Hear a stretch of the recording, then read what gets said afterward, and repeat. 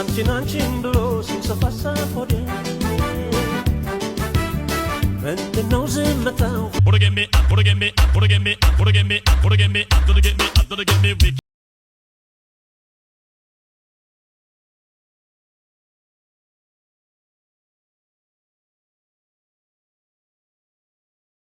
ሰላም ጤና ይስጥልን ክብራትና ክብራኔ ቤንጃቲው ቤተሰቦች እንደምን አላችሁ በእያላችሁበት ሁላችሁም ሰላም ሁኑ።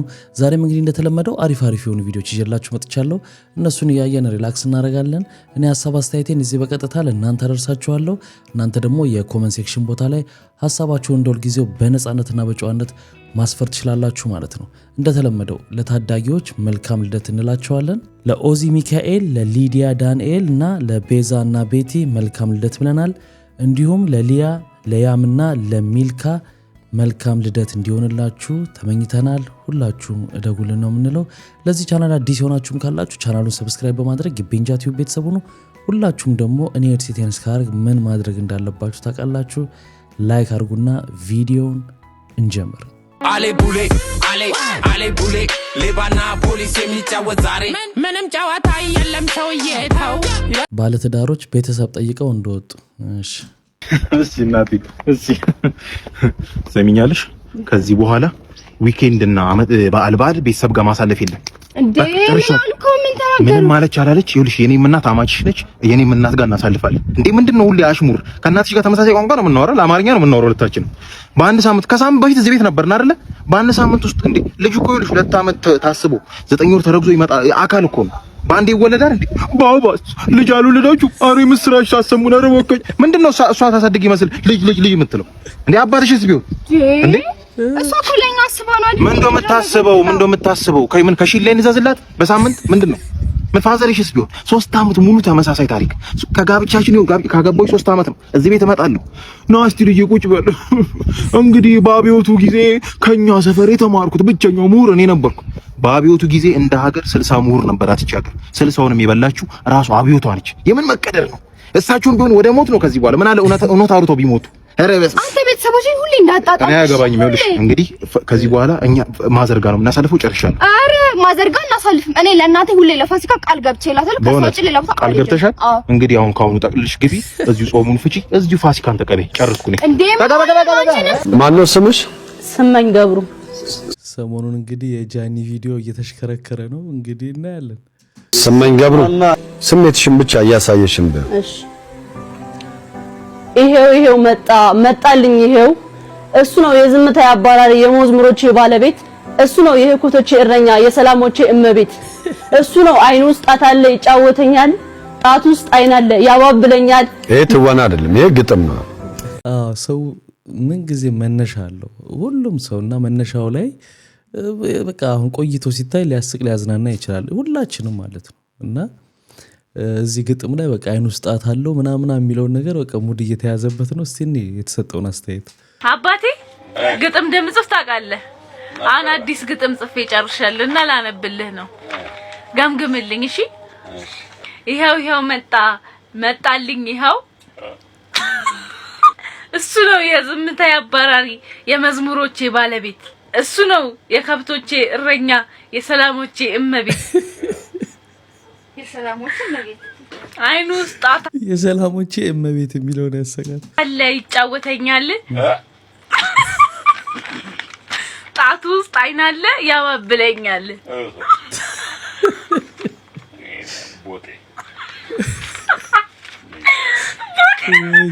እሺ ቆይ ግጥሙን ልጨርሰው ላክፉም ለደጉ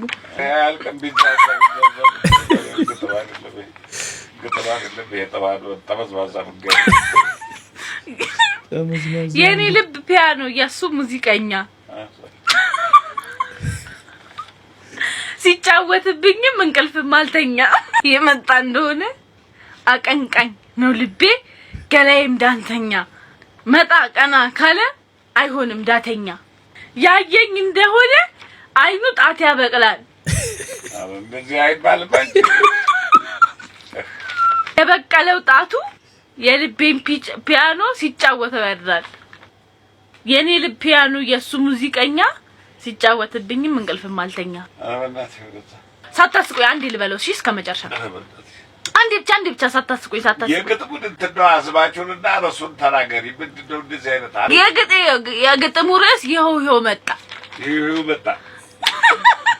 ይኸው መጣልኝ ይኸው እሱ ነው የዝምታ አባራሪ የመዝሙሮቼ ባለቤት የከብቶቼ እረኛ የሰላሞቼ እመቤት። አይሆንም አይኑ ውስጥ ጣት አለ ይጫወተኛል። ጣቱ ውስጥ አይን አለ ያባብለኛል። ምን አይነት ታምረኛ ሰው ነው! አቀንቃኝ ነው ልቤ ገላዬም ዳንሰኛ መጣ ቀና ካለ አልሆንም ዳተኛ። የት እየቀረነው ይሄ በሶተኛ ተስማ ይጨብጨብለት። ይህን እሱ አያውቅም፣ ተአምሩን እሱ አያውቅም። እኔም አልነገርኩት ሚስጥሩን አላውቅም። እየመጣ ብቻ ይጫወትብኛል። እና እንግዲህ የጃኒ ግጥም ትንሽ ረቀቅ ያለ ይመስለኛል። አይኑ ጣት ያበቅላል ያለችው እንግዲህ እኔን እንዴት እንደሆነ ያው ገጣሚው ነው የሚተነትነው። ግን ኖርማል ነው አይደል? መጀመሪያ ላይ ሁላችንም አሁን የድሮ ቪዲዮውን እኔም ሄጄ ባዮታች ምናምን በየራሴ ሊያስገርመኝ ይችላል። የኔውድ መልቻለሁ። ይሄው መጣልኝ ይሄው እሱ ነው የዝምታዬ አባራሪ የመዝሙሮቼ ባለቤት እሱ ነው የህኮቶቼ እረኛ የሰላሞቼ እመቤት እሱ ነው። አይኑ ውስጥ ጣት አለ ይጫወተኛል። ጣቱ ውስጥ አይን አለ ያባብለኛል። የኔ ልጅ ፒያኖ የሱ ሙዚቀኛ ሲጫወትብኝም እንቅልፍም ማልተኛ መንፈሴ ሲነካ የመጣ እንደሆነ ዘማሪ ናት ነፍሴ የመጣ እንደሆነ አቀንቃይ ነው ልቤ ገላዬም ዳንሰኛ ነቃ ቀና ካለ አይሆንም ዳተኛ። ያየኝ እንደሆነ አይኑ ጣት ያበቅላል የበቀለው ጣቱ የልቤን ፒያኖ ሲጫወተው ያድራል። ይሄን እሱ አያውቅም፣ ተአምሩን አያውቅም። እኔም አልነገርኩት ሚስጥሩን አላውቅም። እየመጣ ብቻ ይጫወተኛል። እየመጣ ብቻ ሙድ ያዘም እንዳለ ሁሉ ያዝናናል አይደል? መዝናናት ያዝናናል፣ ምንም አይደለም። ግን በዚህ መለካት የለባትም። ብዙ ሰው እንደውም ሲወቅሳት የነበረው ስሟ ስመኛው ሆኖ ሳለ እንዴት ጃኒ ትላለች ነው። ቲክታክ ላይ ማን አብዛኛው ሰው ትክክለኛ ስሙን ይጠቀማል? አይጠቀምም። ያው ኒክኔሙን ነው የሚጠቀመው፣ የፈለገውን ስም ያወጣል በአብዛኛው ማለት ነውና ስለዚህ በዛ መልኩ ቢታይላት። የሰሞኑን የጃኒ ቪዲዮ ያላየው ሰው አለ ብዬ አላስብም። ምክንያቱም ቫይራል ስለነበረ አይደል ላይ ስትወዳደር ነው መሰለኝ። ሜሞቹ እንዳለ ሆኖ ሜሞቹ አንፍር ናቸው ሜመሮች። በዚህ ውስጥ ግን አስተውላችሁት ይሁን አይሁን ማላቀው ነገር አንድ ነገር አለ። ጃኒ በዛ እድሜዋ እንኳን ህይወቷን ለማሸነፍ አንድ እርምጃ ወደፊት ፈቅላ ማለት በዛ እድሜዋ እንኳን ትሰራ እንደነበር አርፋ እንደማትቀመጥ። ሁለተኛ አሁን ያለችበት ቦታ ድንገት እንዳልመጣ ፕሮሰስ እንደነበረው ያ ቪዲዮ ኤቪደንስ ነው። አሁን ያለችበትን ቦታ በቀላሉ እንዳላመጣችሁና እንደሚገባት ከመሬት ብድግ ብላ እንዳልሆነ ጃኒ የሆነችው ይሄ ቪዲዮ ኤቪደንስ ነው። እና የኔ ኬክ አም ሶ ፕራውድ ኦፍ ዩ። ሁሉም ሰው አስተውሎታል፣ ግን ቀልዱ ላይ ስላተኮረ ነው። አም ሶ ፕራውድ ኦፍ ዩ የኔ እናት። እውነት ነው። በየትኛውም መንገድ ይሁን አሁን ያለችበት ቦታ ፕሮሰስ ነው ብላለች እና በየትኛውም መንገድ ይሁን ያው በትወናውም ይሁን በሌላ መንገድ መታወቅና ነበረም እንግዲህ አላማዋ ተሳክቶላታል ማለት ነው። ሰው ያሰበው ነገር ማሳካቱ ላይ ነው እንጂ ያሳካው ነገር ምን አይነት ነው የሚለው ሌላ መነጋገሪያ ነው። ግን የምትፈልገው ነገር ያደረገች ይመስለኛል። ስለዚህ አሁን ትንሽ ብትፋቷት እየተቀጠቀጠች ነው። የዶሮ እንቁላል 15 ብር መግባቱን ተከትሎ የአበሻ ዶሮዎች ደስታቸውን ጥሬ በመብላት ገለጹ። ከ150 ዓመት በፊት ዶሮን እያታለሉ በመጫኛ ይጥሏት የነበረ ቢሆንም አሁን ግን ዶሮ ራሱ ቆቆናለች። በ15 ብር የተገዛ እንቁላል ከመብላት ይልቅ መታቀፍ የመረጡ የህብረተሰብ አካላት መጥበሻቸው ላይ ጭድ እየጎዘጎዙ ነው። የድምጽ ብክለትን ለመከላከል በማሰብ ልዋጭና ቁራሌው አፋቸው ሊታሸግ ነው። ባሮጌ ጠርሙስ አስታከው ለመብታቸው የሚጮሁ መብዛታቸውን ተከትሎ ድምጽ አልባ ቁራሌዎችን ከፓርላማው መንደር ለማግኘት እየተሰራ ነው። የኮሪደር ልማቱ ንጹህ ለማድረግ በማሰብ የመንገድ ዳር ቱቦዎችን በወተት ማጠብ ተጀመረ። ወተት የጠገበ ቱቦ ጠንካራ ጎርፍ መቋቋም ይችላል የተባለ ሲሆን ቱቦ ለቱቦ ለሚያድሩን ሰካራሞችም የተሻለ ጠዋት እንደሚሆንላቸው ተስፋ ተደርጓል። የቱቦዋ አሪፍ ነች። በነገራችን ላይ ሲደፋ ያያችሁት ወተት ተረፈ ምርት ነው የሚረከበን አጣም ብለው በሆነ ወቅት ወተት አምራቾች በቃ ሲደፉት የነበረው ነው። ዘይድ ያደራ ሆነ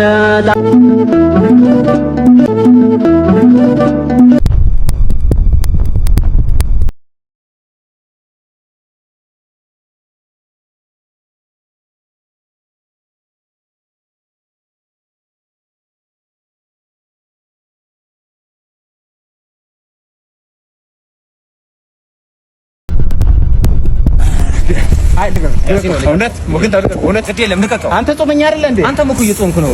እሺ አይ ግማሽ ግማሽ እንያዘ ግማሽ ግማሽ። እሺ ጌታ ይባርካችሁ። አሜን ያ ረበላ። እንደዚህ ይሻለናል። እንደዚህ አይሻልም? ከዛ ሁሉ ጥንቅጥ። ልክ የዛሬ ዓመት በዚህ ሰዓት የነበረው አጀንዳ ምንድን ነበር ታስታውሳላችሁ? ቅዳሴ ማይረብሸኝም አዛን ማይረብሸኝም ምናምን የሚለው አጀንዳ ነበረ። ከዛ በጣም ብዙ ቲክቶከሮች በቃ ክርስቲያኖቹ በመንዙማ ሙስሊሞቹ በመዝሙር ምናምን ቪዲዮ ሲሰሩ ነበር። ወረኛ ህዝብ ሾካካ። እውነት ነው። እሱ ሲል ነው ኖቲስ ያደረኩትና የዛን ጊዜ እንደዛ ነበር። የድምጽ ብክለት በሚል የሆነ እየረበሸን ነው በሚለው ጊዜ ተቃውሞ ተደርጎ በቃ እንዳለውት ሲደረግ ነበር አመት ገና። አሁን ደግሞ ያለውን ተመልከቱት። ዛሬ በህይወታችሁ የሚገርማችሁ ነገር ነው የምነግራችሁ ማሳያችሁ ደንበኞቼ ጓደኞቼ። ይሄ የምታዩት ጫማ ማለት ነው መጀመሪያ እኩል ነበሩ። ከዛን ታጥቦ ጎማ ላይ ተደርጎ እቺና እቺ አንድ ነበሩ። ይሄ ቀኝ ነው ያ ግራ ነው። እቺ ራሱ አንሳለች በዚህ ሰዓት ግን እቺ ጫማ ወደዚህ ተቀየረች ወደዚህ። እውነቴን ነው የምላችሁ። ይኸው ቁጥሩ አሁን ከፈለጋችሁ 160 ይላል እዚህ ላይ 160 አያችሁታል። እዚህ ጋር 160 ይላል እዚህ ጋር።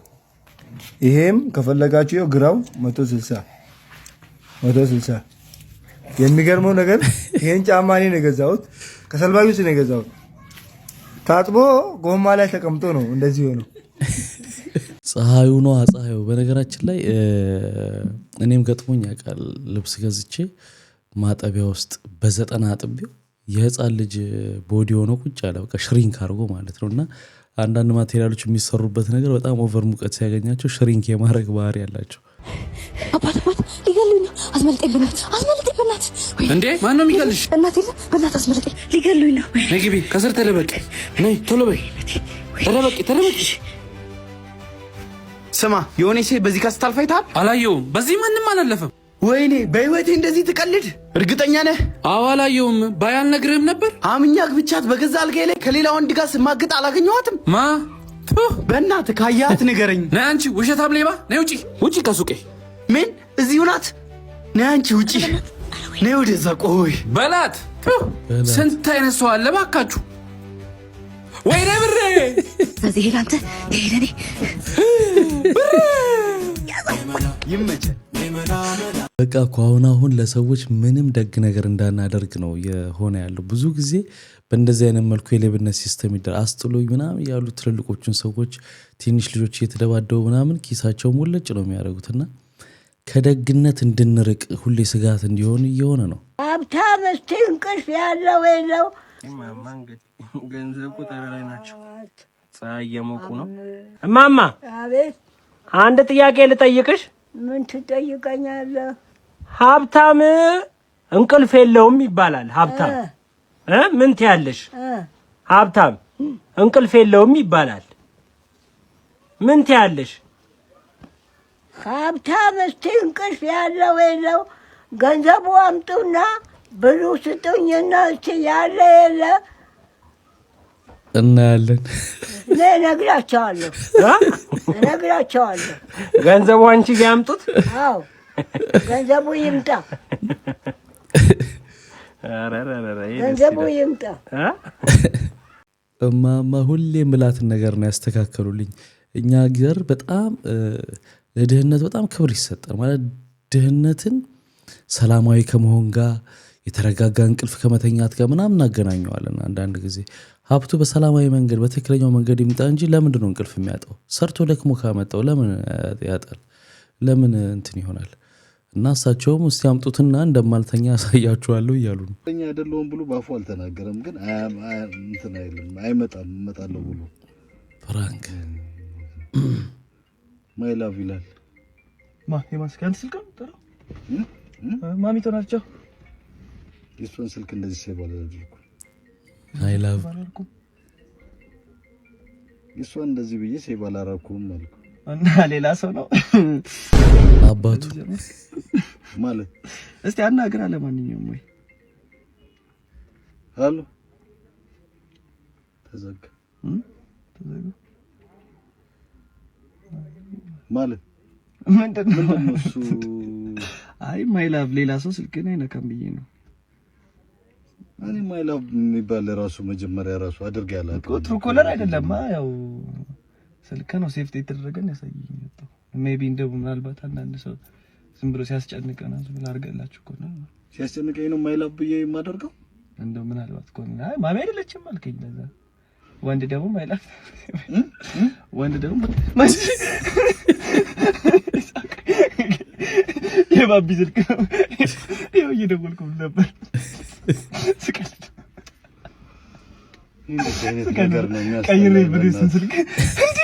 ብቻ የሚመቸኝ አንድ ረጋ ያለ ቃላት አጠቃቀሙ ላይ በተለይ ደግሞ የቃላት አጣጣሉ ላይ አይምሮ የሚጠይቅ ምህዳሩን አስፈተን የለውናችንን ጥግ ከተቀዳጀን አይምሮአችን በህልማችን ልክ ህልም ለሊትን ያቀዳጀናል። በኢትዮጵያ ውስጥ የወንዶች ቁጥር እየቀነሰ መምጣቱን ሪፖርት አመላክቷል። የኢትዮጵያ ስታቲስቲክስ ኤጀንሲ ባለፈው ወር ባወጣው ሪፖርት በሐምሌ ወር 2016 ዓ.ም የኢትዮጵያ ሕዝብ ቁጥር 109.4 ሚሊዮን መድረሱን የሚያሳይ ሲሆን ይህም በዓለም አቀፍ ተቋማት ከሚገለጸው አጠቃላይ የሕዝብ ብዛት ግምት በእጅጉ ያነሰ መሆኑንም አመልክቷል። ጠቅላይ ሚኒስትር አብይ አህመድን ጨምሮ የኢትዮጵያ ባለስልጣናት የእነዚህን ዓለም አቀፍ ተቋማት የህዝብ ቁጥር ግምት የሚጠቀሙ ሲሆን ለአብነትም የተባበሩት መንግስታት ድርጅት የስነ ህዝብ ፈንድ ግምቱን 130 ሚሊዮን ሲያደርግ የሲአይኤ ዓለም አቀፍ መዝገብ ደግሞ 118.5 ሚሊዮን እንደሚሆን ይገምታል። እኔ አሁን ላይ ማግባት እቅዱም በዚህ አመት ቀጣይ አመት ምናምን ብዬ ነበር አቁሜዋለሁ። ያው ምን ነው የገበያው ሁኔታ እያየን አሁን ሊወደድ ነው እንደ ቡና በግራም ሊሆን እኮ ነው። እኔ ደግሞ የሚያጠኑት ነገር ብዛቱ እኔ እስከ ዛሬ ድረስ ካጠኑት የሽንኩርትና የዘይት ጉዳይ እንደው ገብቶበት የማያውቅም እንደው የሚያሳስበን እሱ ነው። ያሉንም ወንዶች አብዛኞቹ ቲክቶክ ላይ እንደምታዩት ሻፕስቲካቸውን ተቀብተው ሲንግል ሌዲ ማለት ብቻ ነው የቀራቸው። ወንድ ነኝ ብቻ ሆኜ እኮ ተቸገርኩ ወገን። መሳመሳይ ወብዳር ኖኝ ነው ጀነራላይዝ አደረገው። ሴቶች ከእንትን ውስጥ አስገቡት፣ ከግምት ውስጥ አስገቡት። ይሄን ጉዳይ ሰሞኑን ኢሜልን ቁጭ አደርጋለሁ እዚህ ስር ሲቪያችሁን እያስገባችሁ መመዝገብ ትችላላችሁ። ወገኛ እኮ ነኝ እኔ ሲከፈትልኝ። ዘፋኝ መንግስተ ሰማያትን አይወርስም ብለሃል፣ ግጥሙን ለሰጠስ ምን አስበሃል?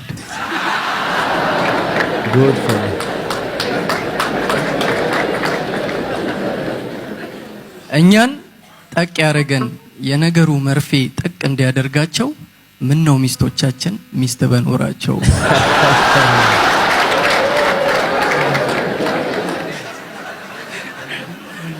እሺ ሁለቱም የወዳጆቼ ግጥም ናቸው፣ የኔ አይደሉ። ስለ ስፖርት ከተነሳ አይቀር አንድ እኔ ብቻ ማቀውን አንድ ሚስጥር ልንገራችሁ። አመናችሁም አላመናችሁም በኢትዮጵያ ውስጥ ባስኬትቦል 0-0 አልቆ ያውቃል።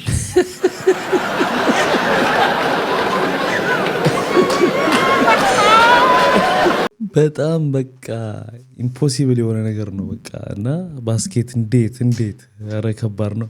ይሄን የመሰለ እንግዲህ የጦቢያ ምሽት እንዲቀር ተደርጓል። በጣም የሚቆጨኝ ሾው ነበር። በጣም በአርሰናል የሚሸነፍ ከሆነ ኤፍሬም የማነ ጋዜጠኝነቱን ያቆማል አሉ።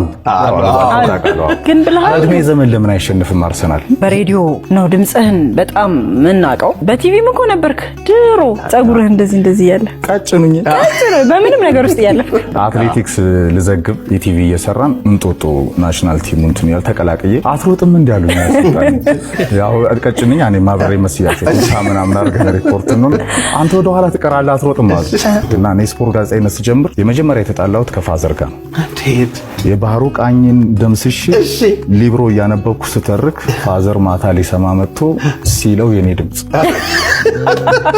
ውጭ አሳደረኝ። የቅባት ዕቃ ሽጬ ለቁራሌው 3 ቁጥር ባስ ይዤ ዘነበ ወርቅ ድረስ ይዤ ነው እነ ደምሴን ያገኘሁት። ኢትዮጵያ ሬዲዮ የመጀመሪያ ደምሴን ያየሁት ቀን ጎርፌን ያየኋቸው ሰዓት ወረቀት ሞርቶ በቃ ይሰራሉ ዜና። ግን ደምሴ ያለፈበት ስለሆነ ነፍሱን ይማረው ከድሬዳዋ ሲመጣ እንደዚሁ እሱ ሰለሞን ተሰማ በቀደደለት መንገድ ሄዶ ነው። ስለዚህ እስቲ ነው ሲል የነበረው እኔ ዓለምን ዞር ያለው ከማራካኛ ብራዚል እስከ በርድስኔት ከኦልትራፎርድ እስከ አንፊልድ ዌምብሌይ ብሪጅ የስፐርስ ስቴዲየምን ጨምሮ ኤምሬትስ አይቡሪ እኔ አሁን በጀነሬሽን መቼ ምን እንደምንሆን አናውቅም። አንድ ስቴዲየም እንዴት እንደዛ ይኖር? እኔም የሁሌ ጥያቄ ነው 110 በላይ ሚሊዮን ህዝብ ያላት ሀገር ይሄ ሁሉ ልማት ሲሰራ እንዴት አንድ ደንበኛ ኢንተርናሽናል ስቴዲየም አይኖረንም? አብዛኞቹ ሌቦች የአርሰናልን መለያ እንደሚለብሱ በማላዊ የተደረገ አንድ ጥናት አሳይቷል። ይህ ጥናት በዓለም ዙሪያ መነጋገሪያ ሆኗል። በርካታ ሌቦች የአርሰናልን መለያ ያደርጋሉ ይላል ይህ ጥናት። በእኛ ሀገር ግን ይህ ጥናት ትክክል አይመስለኝም። ምክንያቱም እኔም የአርሰናል ደጋፊ ስለሆንኩ ማለት ነው። እናንተስ በዚህ ሀሳብ ላይ ምን ሀሳብ አላችሁ? አስተያየታችሁን በኮመንት መስጫ ሳጥን አሳውቁኝ። ነገር ግን አብዛኞቹ ሌቦች የአርሰናልን መለያ ይለብሳሉ ወይስ አይለብሱም? ሀሳባችሁን ስጡበት። ደግሞ ሌላ መጨቃጨቂያ መጣ ለስፖርት ደጋፊዎች ማለት ነው። ብሩክም ፈርቶ ነው እኔም ደጋፊ ነኝ ምናምን ያለው። አብዛኞቹ ሌቦች የአርሰናልን መለያ እንደሚለብሱ በማላዊ የተደረገ አንድ ቀን ወያላ ማታ ወሮ በላ ይላል። የማንቸስተር ደጋፊ ታደራችሁ አይደል? ቼልሲን ማሊያ ለብሳችሁ ፋስትሩ ምን የነበረው? ተው የቼልሲ ስም አታጥፉ። ቼልሲዎች በጣም ሶሪ፣ በጣም ይቅርታ፣ እናንተ ምንም አታውቁም። እሺ ፋሚሊ፣ ዛሬ ደግሞ ረመዳንን በማስመልከት አንድ ሱቅ ሄደን የሁሉንም ሰው ዱቤ ማለት እዳቸውን እንከፍላለን። ተከተሉኝ። እሺ ፋሚሊ፣ ይኸው ደርሰናል። እሺ ባለ ሱቅ እስቲ የዱቤ ደብተሩ እስቲ የዱቤ አለ የዱቤ የሁሉም ነው ሁሉም ነው የዱቤ በቃ ነፃ ወጣችሁ ያርል መልካም ስራ ማለት አረማረን እኛ ሰፈር 50 ብር ቃሪያ አቤት አቤት አቤት አቤት አቤት አቤት ኪራላይሶ አረማረን ጌታ አረማረን የ50 ብር ቃሪያ ይሄ በስማ ወዴት እየሄድን ነው? አረማረን አቤት አቤት አቤት የኛ ሰፈር ጉድ ጨምላቃ ህፃናት እንዴት ተው እሺ አቡሽ ተው ምንድነው? አይ የተጫወትን ትንሽ መታክ እየመታክ ነው እንዴ? አልተቻለም እኮ ጎረምሳ። ችግር የለውም እንዴ ተው ካስኩ አለቅም ተው ታትማታ እንዴ ትልቅ ሰው ይመታል። አጠንኩራል ተው በሉ እስቲ ተጫወቱ። ጎረቤት አንዲት ዕቃ ወስጄ መጣሁ። እሺ ተው አንተ ተው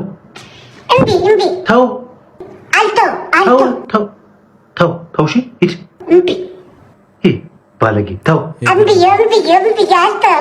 ስነ ስርዓት እሺ ስነ ስርዓት ተው አተው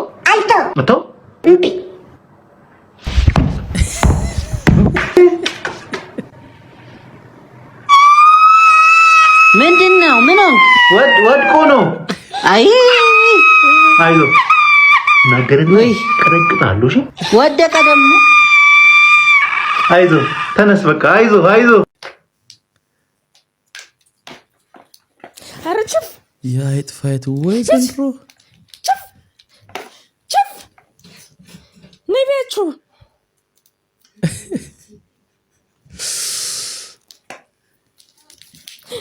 በስመ አብ ወወልድ ወመንፈስ ቅዱስ። በጣም እኮ የሚገርም ነው። አንደኛ አይጦቹ እንኳን ድምጽ ሰምተው መብራት ከበራ የሚሮጡት ፊት ለፊት ፋይት ያደርጋሉ። ምን አይነት ነገሮች እየተገለባበጡ እንደመጡ ተመልከቱ። ሁለተኛ ግን ያንቺ መቅረጽ ነው የገረመኝ። አይጦቹን እንደማስወገድ ታይ እኔ የለሁበትም በስላሴ ስም በስማም ማማዝናሽ አዲ አምላክ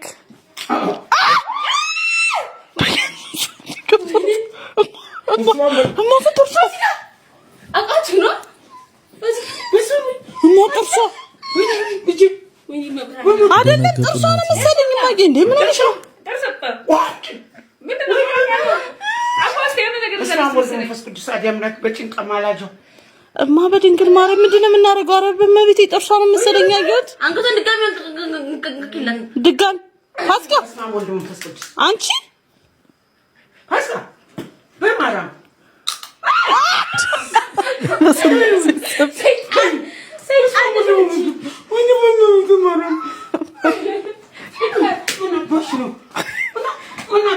ኧረ ቀልድ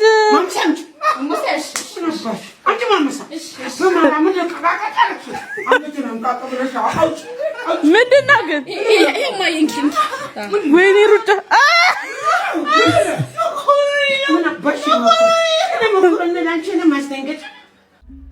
ሰላም፣ እንዴት ናችሁ? ሰላም።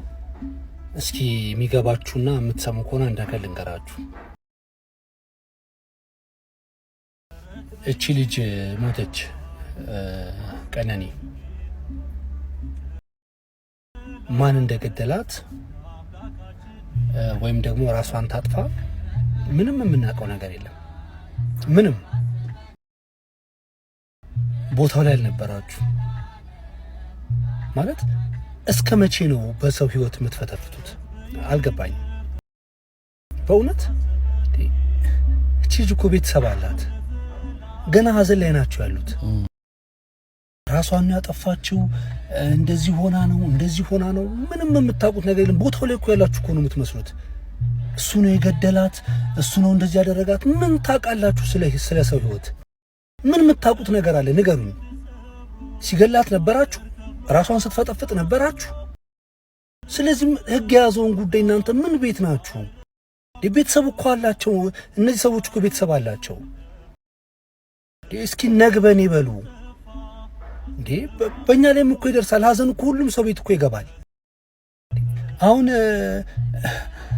ራሷን ነው የጣለችው እያላችሁ የምታወሩ ሰዎች፣ እሺ የእናንተ እህት ብትሆንስ? እሺ ወይም ደግሞ እሱን የገደላት የምትሉ ሰዎች፣ እሱ የእናንተ ወንድም ቢሆንስ? ስሜቱ ግን ይገባችኋል? ዝም ብላችሁ የሰው ህይወት ላይ መፈትፈት እስከ መቼ? እኔ አንዳንዴ በእውነት አበሻዎች ስንባል ለምንድን ነው በማያገባን ገብተን የምንፈተፍተው? ምንም እውቀቱ በሌለ ነገር ቦታው ላይ እኔ አላቅም በእውነት ማለት ፖለቲካው ላይም ሃይማኖቱ ላይም ኳሱ ላይም ሁሉም ነገር ላይም ተንተናችሁ ትችሉታላችሁ። ይሄ ሶሻል ሚዲያ የመናገር መብት ስለሰጣችሁ ብቻችሁ ዝም ብላችሁ እዚህ እየመጣችሁ ግን ይሄ ሀዘን ነው። ባካችሁ ቢያንስ ለቤተሰቦቻቸው ስትሉ ዝም በሉ። በቃ ቦታው ላይ እንደነበራችሁ ሰዎች ሆናችሁ ልቦና ይስጣችሁ። አሪፍ ነገር ነው ተናገረው። እንግዲህ በጣም ትክክለኛ ነገር ነው። በእንደዚህ አይነት ጉዳይ ደግሞ የዚህም ጉዳይ ሰለባም ስለሆነ ስሜቱ በደንብ ስለሚገባው ፊቱ ላይ በደንብ ያስታውቃልና ከዛ በቃ ሼኪ ማለት ይሄ በቃ ይሄ ለጥፈው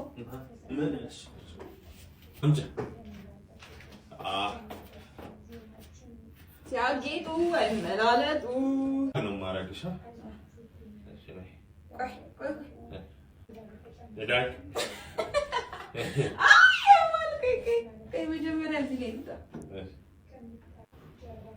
ምንድነው? ተቀመጥሽ እንዴ ልጆቼ ይሹ ባለኝ ዝግጁ ቸክያለሁ። ልገጭ ጉድ ነው።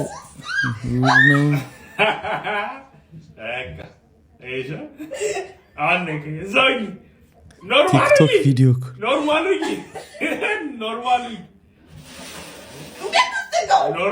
አስተጋልሻለሁ። በእያስስም ከይ ፓስወርድ ጠፋብኝ። ከኔ ነው የምትጀምሪ ነኝ እንዴ? አንቺንም ምን ጥንቅ ማለት ያዡ ያሸረትተኛል። ያዡ እሱ እንዳትነካ ይሄን እንዳትነካ አለቀው ምንም እንደ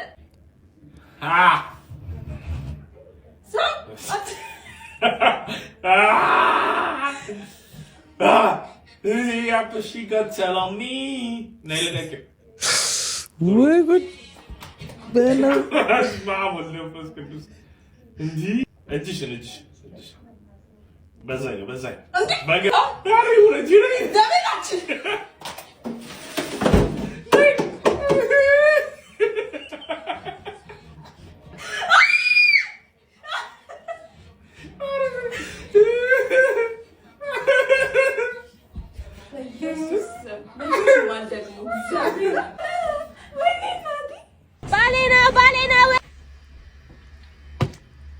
ተንከሲስ ሚስት ቀለበት ረስቶ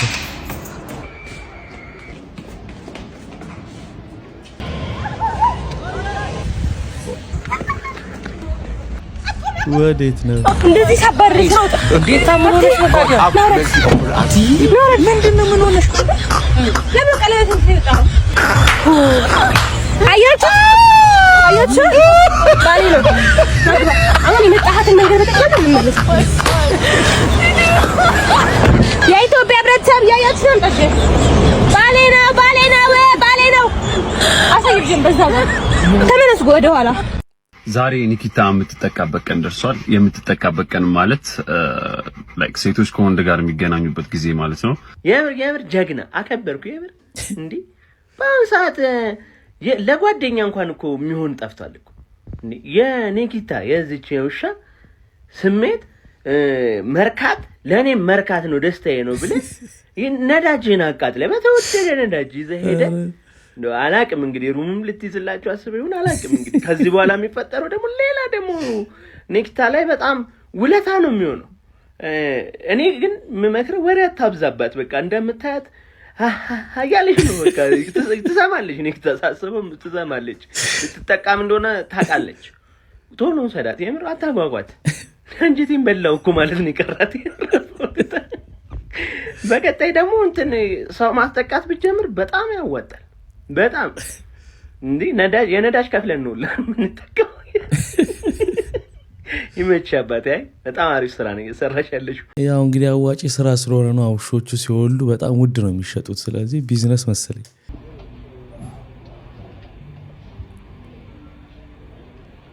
ይኸውልህ እዚህ ዘኝ የመጣው አንተ ምግብ አዝዥ በትልቅዬ ሳህን እቺ የምታህል ነገር ላይ ኮሰረት ነዝንዘው ያምጡና ይሄን ቢላ አይነው ስለምከት እኔ አና ምናገራት ፓስታ በእንጀራ ስጎ ጭማሪ ዳቦ ጭማሪ ያለበት ወይ ደግሞ በየአይነት ግማሽ እንጀራና ከጎን ወጥ ተጨምሮ በዲዛይን አብዬ ምን ላድርግ የድሮ የምርቃት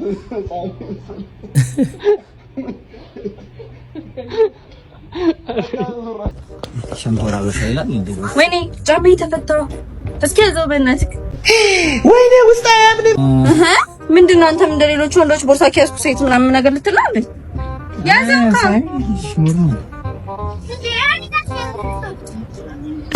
ጃፒ ለተንኮሉ ደግሞ አዩ ያራዳ ልጅ ይላል። እስቲ ይመች ምርህና እንደዛ እኮ አይደለም። ቆይ እሺ ስም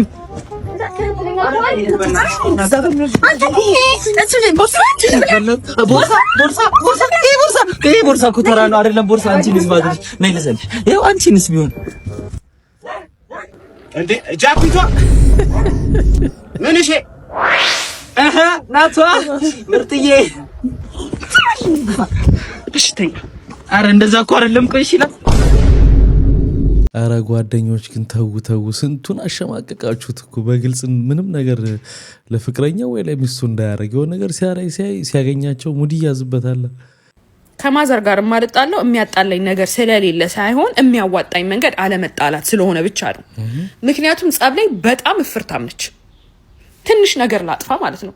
ላጥፋም ሊመስላትም ይችላል ላይሆን ይችላል ጥፋት ያለ አበሳይን ጠፍጥፊ አሳድገሽ የምን አበሳ ነው የሚጠፈጠፈው? የት ነው አበሳ የሚጠፈጠፈው? ከቤት እንኳን ስትወጣ የምትሄደው እኮ እነት እየተናኘ ቤት ወይ እነት እያሰለፍ ቤት ነው። የት እየሄደች ነው አበሳ የምትጠፈጥፈው? ከዛ ደግሞ ዞር ብላ ትመጣና አፈር ድሜ በልች አፈር ድሜ በል እንዴ! አፈርስ እሺ፣ ድሜ ማን ነው?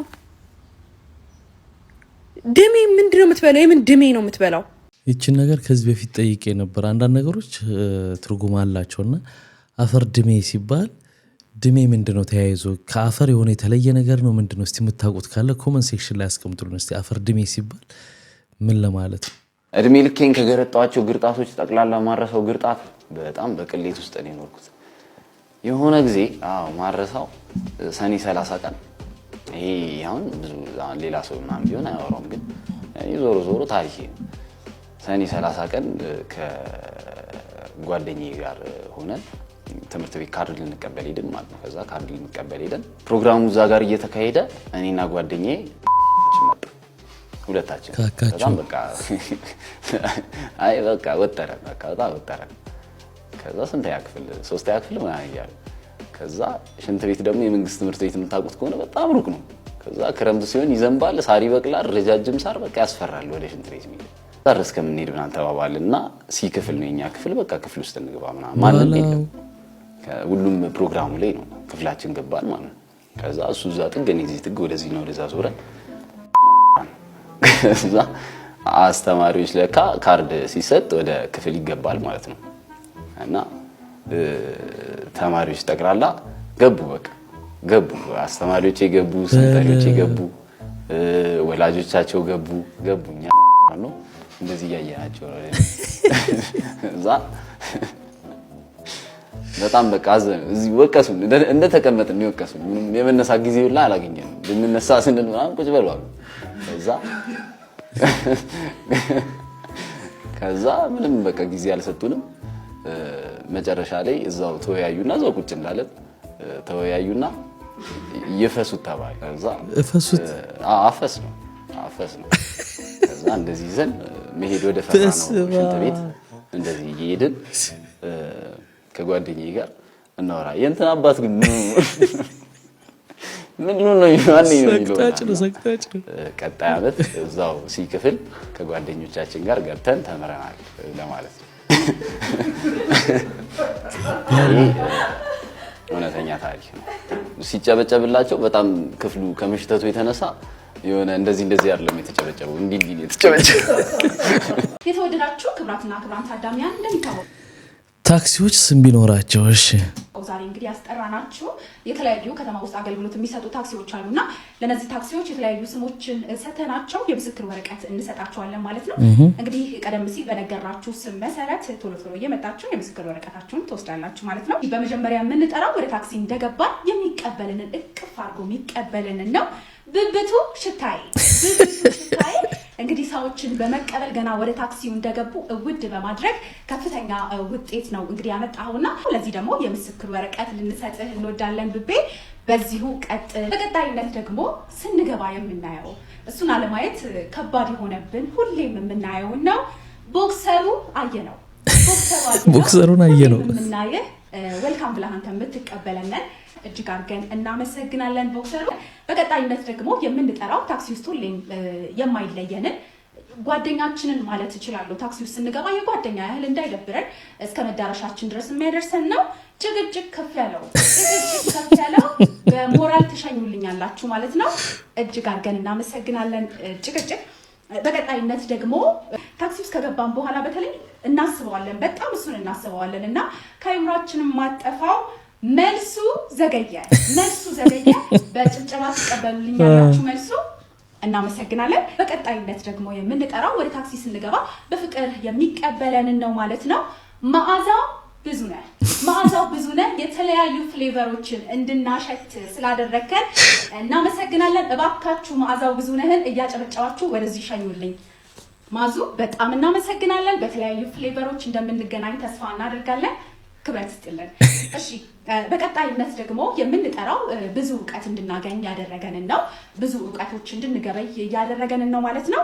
ጥቅሱ በዛብህን ታክሲ ላይ ገራሚ ጥቅስ አለ። እሺ ጥቅሱ እጅግ አድርገን እናመሰግናለን። ያው እንግዲህ ሁላችሁም ለምን አልተሸለምንም እንደምትሉ ተስፋ እናደርጋለን። የተወሰኑትን ብቻ ነው የሸለምነው። ቀስ እያልን ደግሞ ሌሎቻችሁንም እንዲሁ የምንሸልማችሁ ነው የሚሆነው። እጅግ አድርገን እናመሰግናለን። ጥቅሱ ስትል ድሮ ልጅ ሆነን ውይይት የሚባል ታክሲ ነበር። እንግዲህ ለማታውቁ ነው የምታውቁ፣ የእኛ ትውልዶች ታውቁታላችሁና እዛ ውስጥ የምትለጠፍ ሁሉም ውይይት ታክሲዎች ላይ የነበረች ነገር ከመውረዱ 50 ሜትር በፊት ለሹፌሩ ምንድነው ለረዳቱ ይንገሩ ምትል ነበረች ድሮ። እስቲ እናንተ የታክሲ ያስገረማችሁን ጥቅስ እስቲ ኮሜንት ላይ ጻፉልኝ። አንቺ ያገባሽ ወይ? አላገባሁም ገና አላገባሁም። ፉጉኔ ያገማ አዱብራ እስካሁን ልጃገረሽ ነኝ መልሻት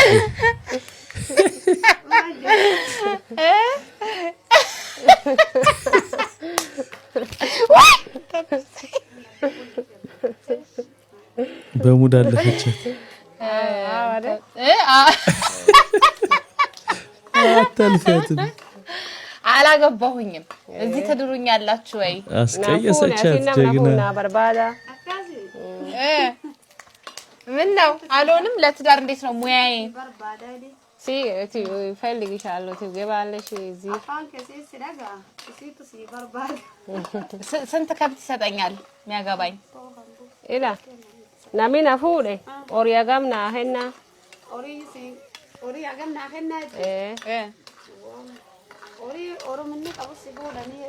እሱ ያለ ሁሉ ያንቺ ነው። የእሱ ንብረት የኔ ንብረት ነው። አይዳናይት ሞካ በመጀመሪያው ልታልፍ ነበር፣ ምንም አላሳልፍ አሏት። በሁለተኛው ግን እንደምንም ብላ በተጣበበ መንገድ ሾለከች። ስለ አባት ግን ብዙ ስታወራ ሰምቻለሁ። ቢሌ እለዋለሁ እኔ ቅጽል ስሙን። ለኔ ጋሽ ቢሌ በጣም ያላየው ነገር የለም። ከ12 ዓመት በፊት እግሪ ይቆረጥ ተብሏል። ከ42 ዓመት በፊት በ28 ዓመቱ እግሪ ይቆረጥ ተብሎ ነበር። በምን ምክንያት? በሶማሌና ኢትዮጵያ ጦርነት ዘምቶ ቀኝ እግሩን በጥይት ተመቶ ማለት ነው። እና እግሪ ይቆረጥ ተብሎ ነበር ከ42 ዓመት በፊት በ28 ዓመት። እና በጣም የሚገርምህ ነገር የዛኔ ራሻ እንትን ኩባይ ነበረች ዶክተሯ። ዞር በይኔ እግሬን አትቆርጭኝም ምናምን ብሎ ጥይቱን አስወጣ ምናምን። እኛ ተወለድን ምናምን። ዛሬ ዶክተሩ ከ42 ዓመት በፊት ነበር ይሄ እግር መቆረጥ የነበረበት፣ በጣም ጎበዝ ነህ ብሎ አሁን ከ2 ወር በፊት ቀኝ እግሩ ተቆረጠ። ከምር ነው? እኔ የሚገርመኝ ምን መሰለ፣ ከ42 ዓመት በፊት ቢቆረጥስ ኖሮ ዘሩ አይቀጥልም ነበር፣ እኔም የለሁም ነበር።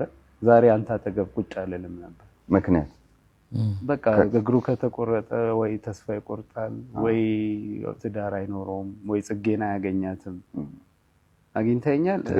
አሁን ዛሬ ያንን 42 ዓመት ሙሉ የቻለበትን ልብ ላይኖረው ይችል ነበር። እኛም ላንመጣ እንችል ነበር፣ ወይ ደግሞ ሌላ ሰዎች ልንሆን እንችላለን። ዛሬ ከፍጹም ጋር እዚህ ጋር ቁጭ ብዬ አላወራም። ዛሬ ሰው አያቀኝም። ዛሬ ህዝብ የሰጠኝም ፍቅር አላገኝም። ለሌ የፈለኩት ገብቷል። በጣም ነው ሪስፔክት ማረገው ማለት ብዙ ነገሮችን ችሏል። ሰላም እንዴት ናችሁ? ጃጓሪዬን ዛሬ በድጋሚ አግኝቼዋለሁ። በአዲስ ፎንቃ በአዲስ ግጥም ተከስቷል። እቹትና ፎንቃይቱ አንድ ግጥም አለው። ነይ ግቢ በሞቴ ምን ይላል? ነይ ግቢ በሞቴ እቤት ማንም የለም የለችም እናቴ። እቤት የለም ማንም በቤቴ እመኝኝ ግድ የለም ምንም አናደርግም። እመኝኝ ግድ የለም ምንም አናደርግም። እመኝኝ በስመ አብ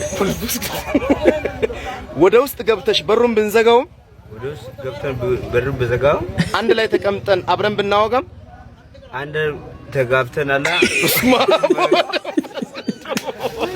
ከፌዴራል ማረሚያ ቤት 5 እስረኞች አመለጡ።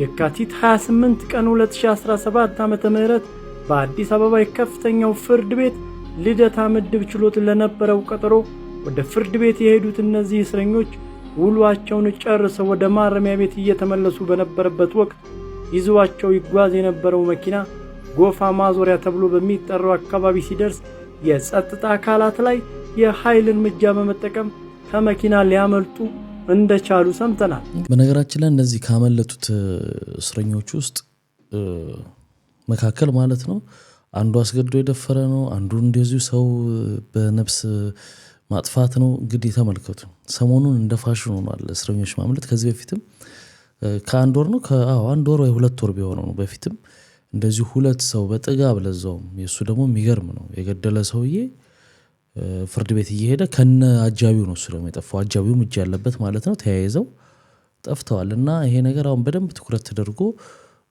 መሰራት ያለበት ይመስለኛል። ምክንያቱም አጃቢዎቹ መሳሪያ ይዘዋል፣ መኪና ይዘዋል፣ የኃይል እርምጃ ወስደው አመለጡ ማለት ምን ማለት ነው? አልታጠቁ ምን አላሉ?